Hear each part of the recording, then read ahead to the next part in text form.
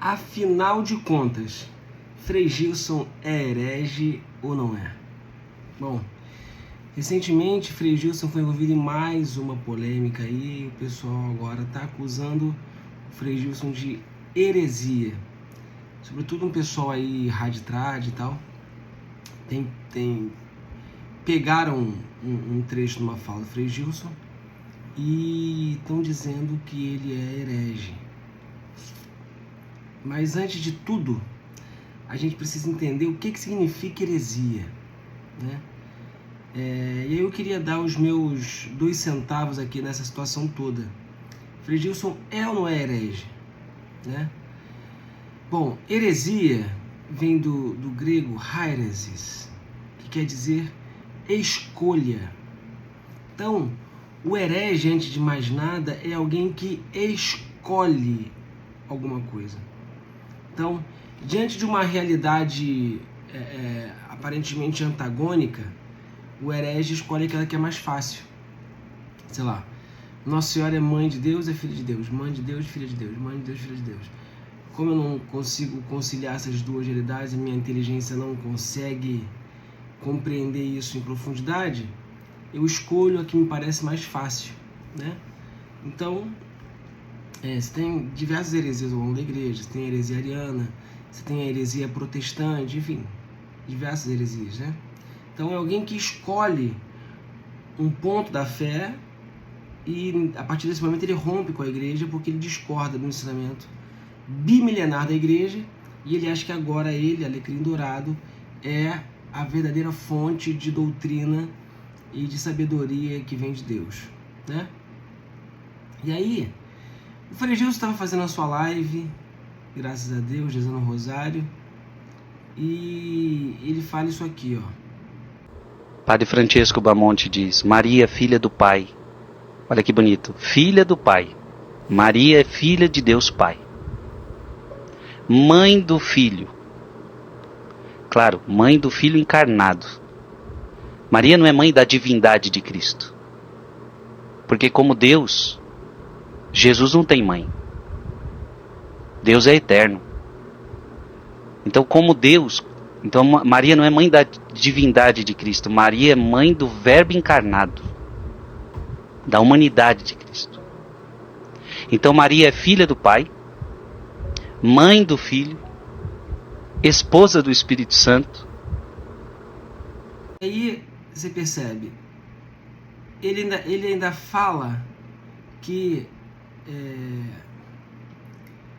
ela é mãe da humanidade de Cristo, né?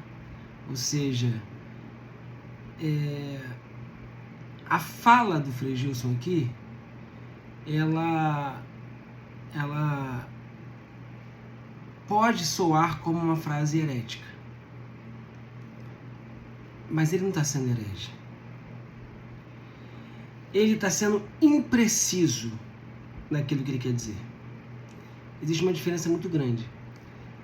Essa imprecisão, ela implica no que a gente chama de heresia material. No Código de Direito Canônico Antigo, a gente chamava isso de delito de colaboração com heresia. Ele fala uma coisa que não está muito clara. Pode dar a entender que ele acredita numa heresia. Que heresia seria essa? Bom, é a heresia nestoriana. Existia um herege que foi bispo, né? Foi patriarca de Constantinopla, chamado Nestório, lá no século V, e ele deu origem a essa heresia nestoriana. Ele não acreditava na união hipostática de Cristo, ou seja, Jesus Cristo é verdadeiro Deus e verdadeiro homem ao mesmo tempo. Para ele não. Para ele existia uma espécie de cooperação entre homem e Deus. Existiam 2 pessoas distintas, uma humana e uma divina, né? Então, ele foi contra a utilização do termo Theotokos, que é um dogma da igreja, né? Maria é Theotokos, quer dizer, é a mãe de Deus. Então, no Concílio de Éfeso, em 431, se não me falha a memória, ele foi condenado por São Cirilo de Alexandria. ele foi refutado, né, por São Ciro de Alexandria, e o concílio de Éfeso o condena, destitui ele do cargo que ele tinha e ele é exilado. Então, essa é a heresia nestoriana. Ele discorda dessa dupla natureza de Cristo em uma só pessoa, a segunda pessoa da Santíssima Trindade. Então, o que acontece? Deus é uma pessoa divina, é a segunda pessoa da Trindade, nosso Senhor Jesus Cristo, é uma pessoa que tem duas naturezas ao mesmo tempo. Entende? Então, nosso Senhor Jesus Cristo, ele é verdadeiramente Deus e verdadeiramente homem. Ele tem as duas naturezas em si, tá? Isso se chama hipóstase, né? O Verbo de Deus está encarnado no ventre da Virgem Maria. Então, para Nestório, a Virgem Maria, ela não era mãe de Deus, ela era mãe ela era mãe dessa pessoa humana de Cristo, e não do Cristo Deus, como se fossem distintos. E a igreja definiu com dogma que Nossa Senhora é a mãe de Deus, é a Theotokos, né? Então, essa é a heresia, tá? Frei Gilson acredita nisso? Não. Ele fala lá, né? Ela não é mãe. Aí começa os termos a ficarem muito imprecisos, porque é uma seara muito delicada. Ela é mãe da divindade, ela não é mãe da divindade de Cristo, né? Porque como Deus, ele não tem mãe. É muito perigoso isso. Então, veja, é claro que, sendo Deus, nascido do Pai antes de todos os séculos, Deus de Deus, luz da luz, Deus verdadeiro, gerado, não criado, consubstancial ao Pai. Ele, sendo Deus, ele não teria mãe. O que Frei Jesus quis dizer aqui? É que Nossa Senhora não é a causa da divindade de Cristo. Entende? Ela não é a razão da divindade.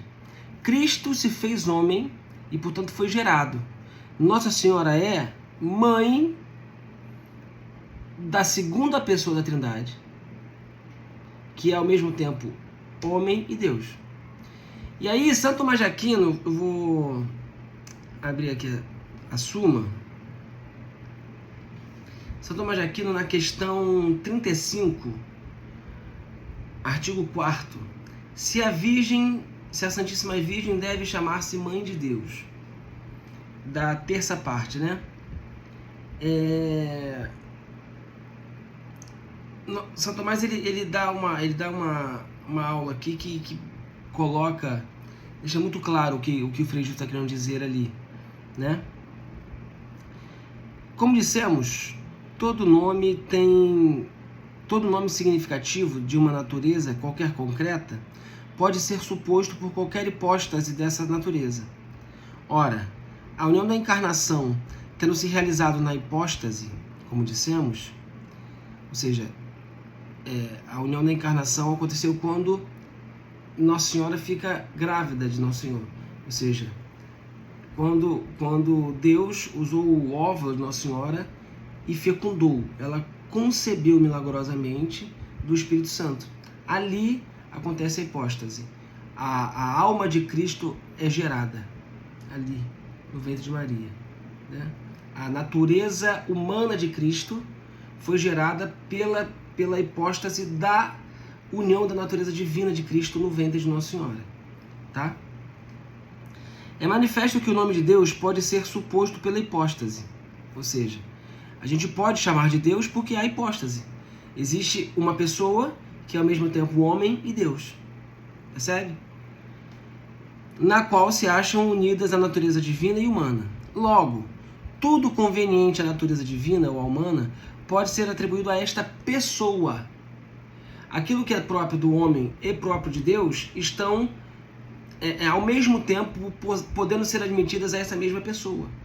Então, ela é mãe desta pessoa, que é ao mesmo tempo homem e Deus. Mas ele continua. Quer seja suposto por ela o nome significativo da natureza divina, quer seja o significativo da natureza humana. Ora, a concepção e o nascimento se atribuem a essa pessoa e à hipóstase em razão da natureza na qual se operam essas duas transformações. Mas, como no princípio mesmo da concepção, a natureza humana foi assumida pela pessoa divina, como dissemos, resulta por consequência que podemos verdadeiramente afirmar que foi concebido e nascido da Virgem. Entende? Nosso Senhor foi concebido e nascido da Virgem. São Luís Montfort, ele fala isso, né? Aquilo que Deus Pai gerou na eternidade, a Virgem Maria gerou no tempo. A Virgem Maria gerou no tempo. E se Deus é o mesmo ontem, hoje e sempre, ele continua a ser gerado no ventre de Maria até hoje. Até os dias de hoje. Né? Como é que isso é feito? Quando Nossa Senhora gera outros Cristos em nós. Quando nós nos empurramos para o ventre de Maria e por ela somos gestados e configurados à imagem e semelhança de Cristo. Por isso ela continua a gerar outros Cristos. Por isso somos alter Cristos, somos outros Cristos também para a humanidade, porque somos gerados, se somos gerados no ventre de Maria. Mas aí vamos continuar aqui com o doutor Angélico. Pois dissemos que uma mulher é mãe de alguém quando concebeu e o gerou, por onde, consequentemente, a Santa Virgem é verdadeiramente chamada Mãe de Deus.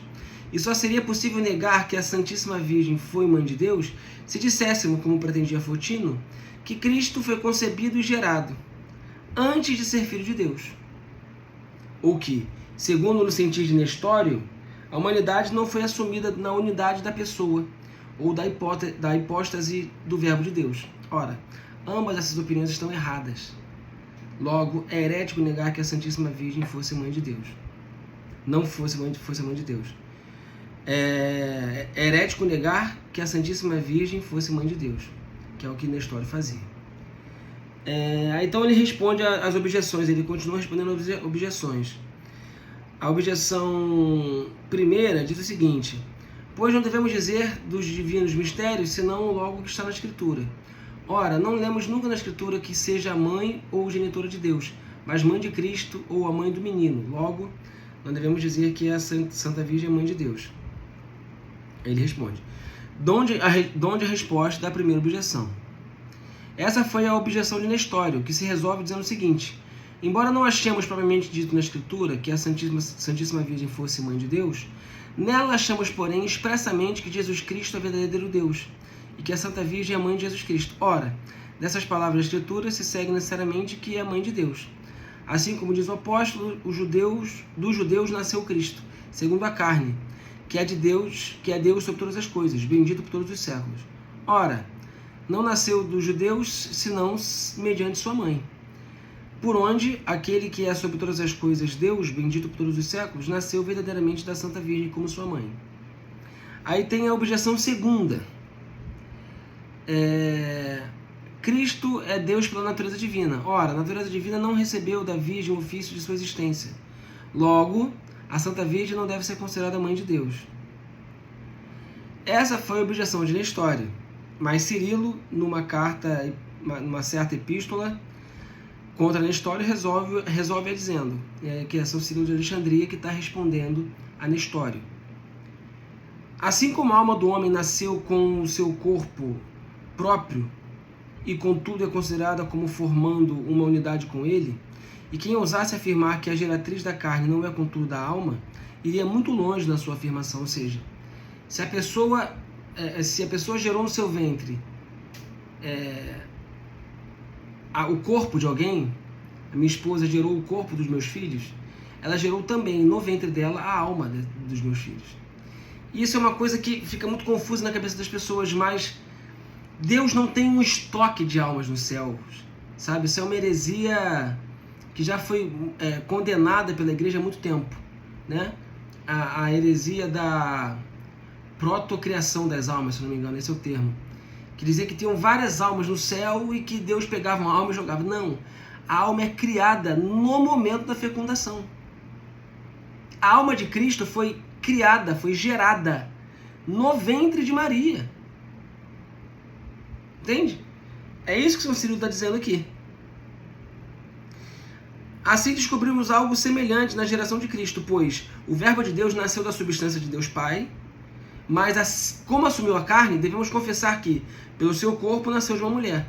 Logo, devemos concluir que a Santa Virgem deve ser considerada mãe de Deus, não por ser mãe da divindade, que é o que o Frei Gilson diz, ou São Frei Gilson, o que o Frei Gilson diz na live, mas que ser da humanidade de uma pessoa que em si unia a divindade à humanidade. Percebe? Então, assim, o que o Frei Gilson está dizendo ali pode não estar sendo preciso, né? Mas isso é uma heresia, seria, no máximo, uma heresia material. E não é isso que o Frei Gilson acredita. O herege, ele precisa assentir isso no seu coração. Ele não duvida da divindade de Nosso Senhor. Ele não duvida que Nossa Senhora é a Mãe de Deus. Ele não duvida que não haja as duas naturezas numa só pessoa. Ele não duvida que ele é a segunda pessoa da Santíssima Trindade. Nada disso. Então, é desonesto.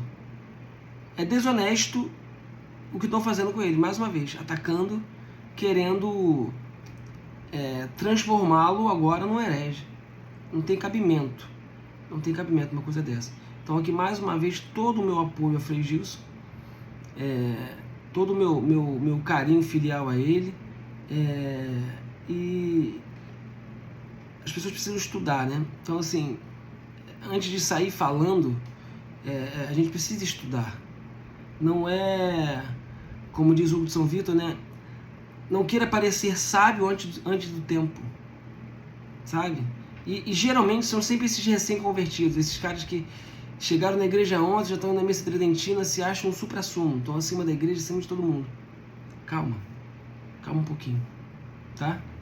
Deus abençoe.